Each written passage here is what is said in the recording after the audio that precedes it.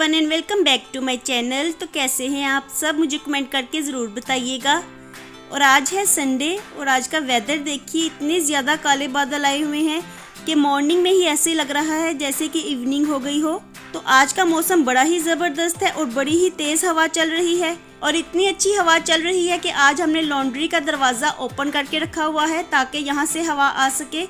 और वैसे भी गर्मियों में इस साइड से बड़ी अच्छी हवा आती है, तो जैसे ही समर्स आती हैं तो हम यहाँ का डोर ओपन कर देते हैं। और यहाँ से वेदर इतना अच्छा लग रहा था कि बच्चे भी इस साइड पे आके बैठ गए हैं। और अब जैसा कि रमज़ान आने वाले हैं तो मैंने रमज़ान के लिए घर को साफ़ करना शुरू कर दिया है और आज इस रूम की बारी है, तो मैं आज इस रूम को अच्छे से क्लीन कर लूँगी। और रूम की क्लीनिंग की स्टार्टिंग मैंने फ़ैन को साफ़ करके की है और साथ ही दीवारों को और छत को भी झाड़ लिया है और जो छोटे छोटे जाले लगे हुए थे तो उनको उतार दिया है। और ये सब करने के बाद अब मैं डस्टिंग कर लूँगी और जो डेकोरेशन पीसीज हैं उनको भी मैंने वॉश कर लिया है ताकि वो एक दफ़ा अच्छे से साफ़ हो जाएं। और अब वो खुश्क हो गए हैं तो मैं इन्हें वापस इनकी जगह पे रख दूँगी। ऐसे ही रमज़ान से पहले एक एक करके मैं रूम्स को क्लीन कर लूँगी, क्योंकि फिर रमज़ान में रोज़े रख के ज़्यादा वर्क नहीं होता तो घर को साफ़ होना ही चाहिए। तो इसलिए मैं साथ साथ ही अब रूम्स को अच्छी तरह से डीप क्लीन करती जाऊंगी ताकि रमज़ान आने तक सारा घर मेरा नीट हो जाए। और ऐसे ही 3 और 4 मंथ्स के बाद रूम्स को डीप क्लीन करना ही चाहिए, क्योंकि छोटे छोटे जाले लग जाते हैं तो ये अच्छी बात नहीं होती, इनको क्लीन करना ही चाहिए। तो इसलिए भी मैंने सोचा कि घर को नीट तो करना ही है और साथ ही रमज़ान भी आ रहे हैं तो ये रमज़ान के लिए पहले से प्रेपरेशंस भी हो जाएंगी। और चूँकि हम अपना ज़्यादातर वक्त इस रूम में गुजारते हैं तो यही रूम हमारे ज़्यादा यूज़ में रहता है, क्योंकि हम सारा दिन यहीं पे रहते हैं और यही रूम हमारा ज़्यादा मैसी भी हो जाता है। तो इसलिए मैंने सबसे पहले इसी को साफ़ करना मुनासिब समझा। और जब मैंने सारी डस्टिंग कर ली तो मैंने देखा कि यहाँ पे दीवारें भी गंदी हुई हुई थी, तो मैं इनको भी अच्छे से साफ़ कर लूँगी। और यहाँ पे बच्चे बैठ के टीवी देखते रहते हैं और स्टडी भी इसी रूम में ही करते हैं। तो और अक्सर ऐसा होता है कि बच्चे गंदे हाथ दीवारों पे लगा देते हैं, तो इसलिए मैं दीवारों को भी साथ साथ ही साफ़ करती जाऊँगी, क्योंकि दीवारें गंदी बिल्कुल अच्छी नहीं लगती। उन पे कोई दाग धब्बे लगे हों तो वो देखने में बहुत ही बुरे लगते हैं। इसलिए मैं इन्हें गीले कपड़े के साथ साफ़ करूँगी तो वो अच्छी तरह से नीट हो जाएंगी।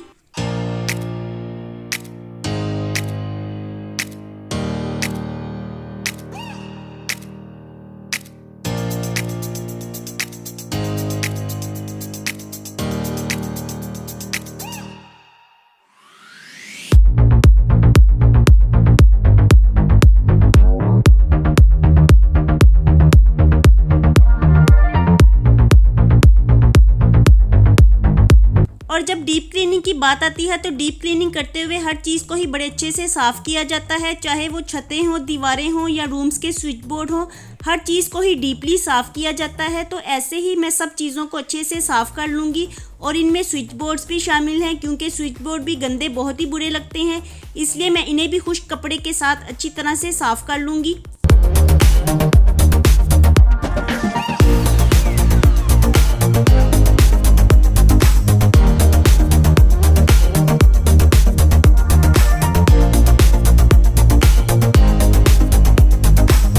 और जब क्लीनिंग की बात आती है तो साथ में डोर्स को भी साफ़ करना बहुत ही ज़रूरी होता है, क्योंकि अगर सारा रूम क्लीन हो और डोर्स गंदे हों तो रूम भी गंदा ही लगता है, क्योंकि first impression is the last impression. तो दाखिल तो हमने रूम में डोर के ज़रिए ही होना होता है, तो डोर को ज़रूर साफ़ होना चाहिए। इसलिए मैं डोर को भी अच्छे से साफ़ कर दूँगी। और डोर का साफ़ करने के बाद इस साइड से मेरी डस्टिंग का काम पूरा हो चुका है, तो अब मैं फर्नीचर को भी अच्छे से साफ़ कर लूँगी, क्योंकि आज इस रूम में हमने लॉन्ड्री का डोर ओपन किया हुआ है और हवा भी बड़े अच्छे से चल रही है। तो ऐसे में डस्ट भी उड़ रही है और डस्ट उड़ के फिर चीज़ों पे पड़ती जाती है। तो ऐसे ही मैं सब चीज़ों को अच्छे से नीट कर दूंगी और नीट करने के बाद फिर मैं दरवाज़ा बंद कर दूंगी ताकि फिर यहाँ से डस्ट ना आ सके। लेकिन लॉन्ड्री में से इतनी अच्छी हवा आ रही है कि दिल बिल्कुल नहीं चाह रहा कि मैं यहाँ का डोर क्लोज़ कर दूँ, वरना जैसे मैं क्लीनिंग का काम कर रही हूँ तो मुझे यहाँ का डोर क्लोज़ कर ही देना चाहिए, क्योंकि यहाँ से डस्ट भी आ रही है लेकिन हवा भी बड़ी अच्छी आ रही है, इसलिए मैंने इसको खुला ही छोड़ा हुआ है। और फर्नीचर साफ़ करने के बाद मैं इस साइड की भी दीवारों को अच्छे से साफ़ कर लूँगी, क्योंकि उठते बैठते हुए अक्सर हाथ यहाँ पे दीवारों पे लग जाते हैं और चाहे हाथ गंदे ना भी हों वैसे ही हाथों के निशान दीवारों पे लग जाते हैं, तो ऐसे ये अच्छे नहीं लगते। तो इस साइड की भी दीवारें मैं अच्छे से नीट कर दूँगी, क्योंकि बाकी रूम तो मेरा तकरीबन नीट हो ही चुका है। और दीवारें साफ़ करने के बाद मैं इस साइड का भी स्विच बोर्ड अच्छे से क्लीन कर दूँगी और एक दफ़ा क्लीन करने के बाद मुझे लगा कि यहाँ का स्विच बोर्ड अभी भी गंदा है और दीवार यहाँ से अभी भी गंदी है, तो मैं ऐसे में इसे दोबारा से साफ़ कर लूँगी। और देखिए सारा रूम मेरा नीट हो चुका है और ये देखने में कितना अच्छा लगने लग गया है।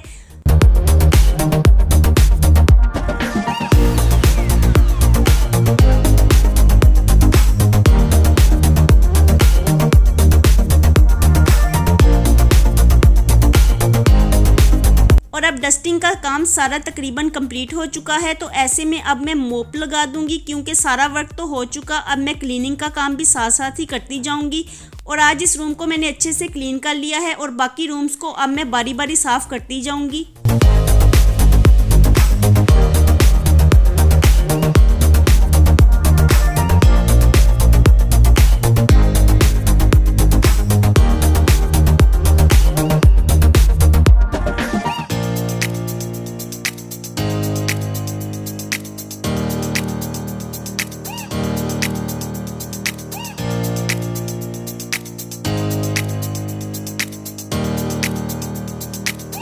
और ये डीप क्लीनिंग का काम सिर्फ संडेज़ में ही अच्छी तरह से हो सकता है क्योंकि उस दिन हाउस हेल्पर्स नहीं आती, वरना डेली रूटीन में जैसे वो आ जाती हैं तो फिर जल्दी जल्दी से ही सब काम करने होते हैं। और डीप क्लीनिंग तो स्लोली ही होती है क्योंकि सब चीज़ों को आहिस्तगी से ही अच्छी तरह से साफ़ करना होता है।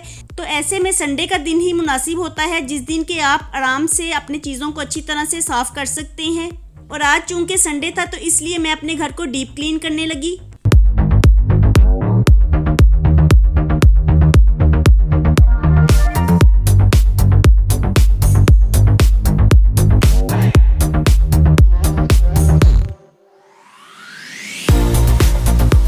और ऐसे ही मैं डीप क्लीनिंग का काम कर रही थी और बहुत ज़्यादा थक भी गई थी, तो रिबा ने दूध को बॉईल कर दिया है और अब वो फ्रेश दूध की चाय बनाने लगी है। और एज अ स्नैक्स उसने पॉपकॉर्न भी बना लिए हैं, तो ये खाने में अब हमें बहुत ही अच्छे लगेंगे क्योंकि इस वक्त थकन बहुत ज़्यादा हो गई है और चाय पीने को बहुत मन भी हो रहा था।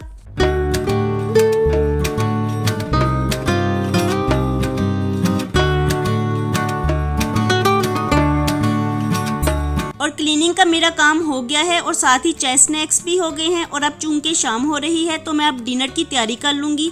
और डिनर में आज मैं टोटिया रैप्स बनाऊँगी क्योंकि यही एक चीज़ है जो कि बहुत जल्दी और बहुत ही आसानी से तैयार की जा सकती है।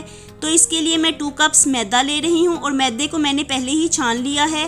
और अब इसमें मैं हाफ़ टी स्पून नमक और half tea spoon powder sugar add करूँगी, साथ ही 1 टीस्पून बेकिंग पाउडर और 2 टेबलस्पून ऑयल ऐड करूँगी।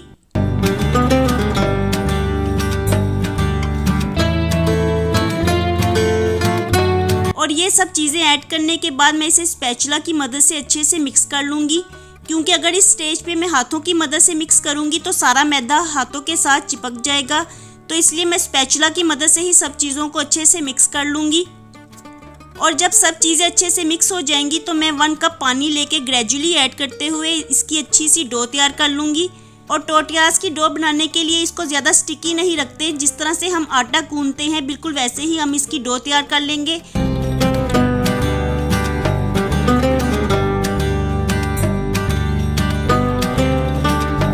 और डो तैयार हो गई तो अब मैं इसे आधे घंटे के लिए रेस्ट पे रखूँगी ताकि डो अच्छी तरह से सेट हो जाए।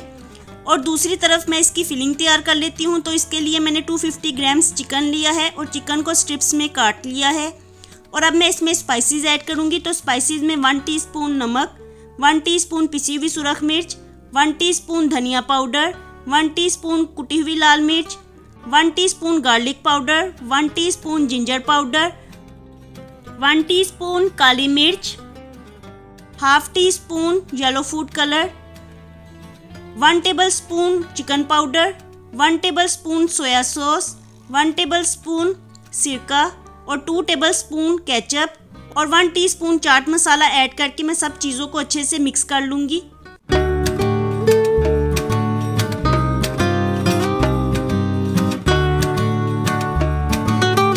और चिकन अच्छे से मैरिनेट हो गया है और अब मैं एक फ्राई पैन लेके इसमें 1 टेबलस्पून ऑयल ऐड करूँगी और चिकन को इसमें अच्छे से फ्राई कर लूँगी।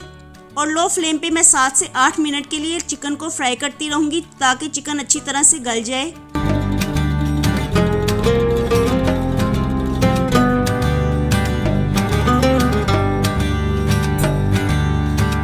और 7 से 8 मिनट में ही चिकन अच्छे से सॉफ्ट हो जाएगा, क्योंकि चिकन गलने में ज़्यादा टाइम नहीं लेता। तो फिलिंग हमारी रेडी हो गई है और अब हम डो को देख लेते हैं। तो डो भी बड़े अच्छे से सेट हो गई है और अब मैं सारी डो के छोटे छोटे बॉल्स बना लूँगी और एक ही साइज़ के बॉल्स बनाते हुए मैं 1 कप मैदा के तकरीबन 6 बॉल्स बना लूँगी।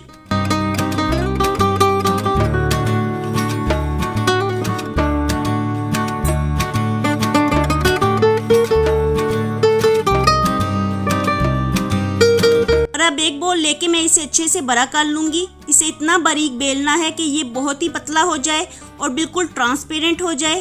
तो टोटियास को हम बहुत ही बारीक बेलते हैं, बिल्कुल ट्रांसपेरेंट, क्योंकि अगर हम इन्हें मोटा बेलेंगे तो इन्होंने रैप होना होता है, तो ऐसे में ये कच्चे रह जाते हैं। और अब मैं इसे गर्म तवे पे डाल के कुक कर लूँगी। तो इन्हें हाफ कुक ही करना होता है और 1 से 2 मिनट के लिए उलट पलट करते हुए मैं इसे हाफ कुक कर लूँगी। तो टोटियास रेडी हो गए हैं और अब मैं इसमें फिलिंग ऐड कर देती हूँ। तो फिलिंग ऐड करने से पहले मैं इसे अच्छे से फोल्ड कर लूँगी ताकि इसके ऊपर लाइनिंग वाजिया हो जाए। और जैसे ही इस पे लाइनिंग वाजिया हो जाएगी और इसके 4 पार्ट्स बन जाएंगे, तो एक पार्ट पे मैं केचप और मायोनीज लगाऊंगी और दूसरे पार्ट पे मैं चिकन को ऐड करूंगी। थर्ड पार्ट पे मैं सलाद पत्ता रखूंगी और साथ ही नेक्स्ट पार्ट पे मैं मोज़रेला चीज़ को ऐड करूंगी।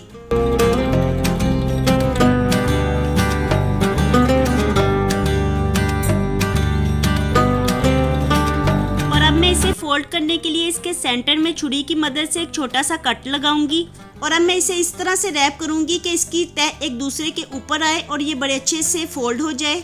तो देखिए हमारा रैप तैयार हो गया है और अब मैं ग्रिल पैन लेके इसे ऑयल से ग्रीस करूंगी और इसके ऊपर रैप को रखती जाऊंगी और 1 से 2 मिनट के लिए मैं इसे कुक कर लूंगी।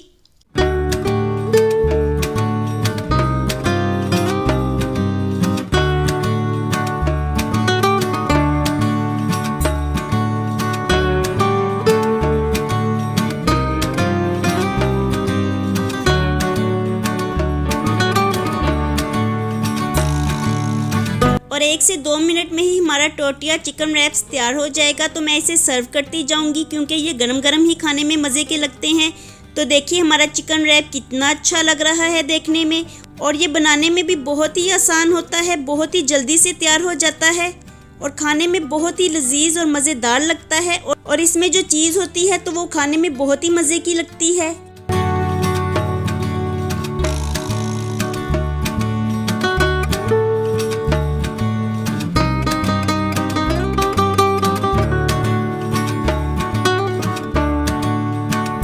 और आज हमने डिनर में ये टोटिया रैप्स खाए हैं, तो मैंने सबको रैप्स दे दिए और अब लास्ट में मेरी बारी आई है और मैं अपना टोटिया रैप्स तैयार कर रही हूँ।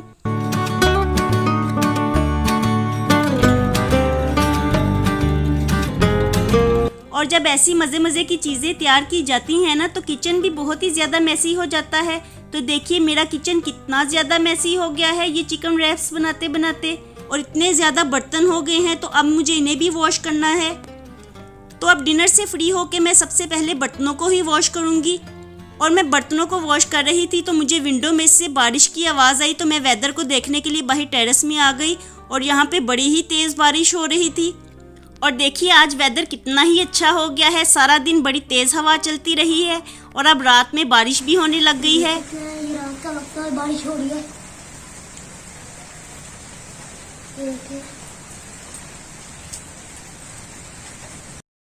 और बिजली भी चमक रही थी और बड़े जोरों के बादल भी गरज रहे थे। बिजली चमक।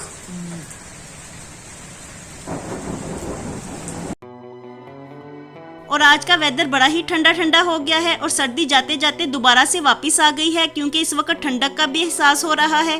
और इस ठंडे ठंडे वेदर के साथ ही मैं अपने आज के व्लॉग को यहीं पे ख़त्म करती हूँ। तो होपफुली आप लोगों ने भी ये वेदर एंजॉय किया होगा और मेरे व्लॉग को भी ज़रूर एंजॉय किया होगा। तो अगर आपको मेरा व्लॉग अच्छा लगे तो इसे लाइक कीजिएगा और जो लोग चैनल पे नए आते हैं तो वो चैनल को सब्सक्राइब करके बेल आइकन को ज़रूर प्रेस कर लें। मैं मिलती हूँ आपसे दोबारा with the next vlog. Bye bye and take care.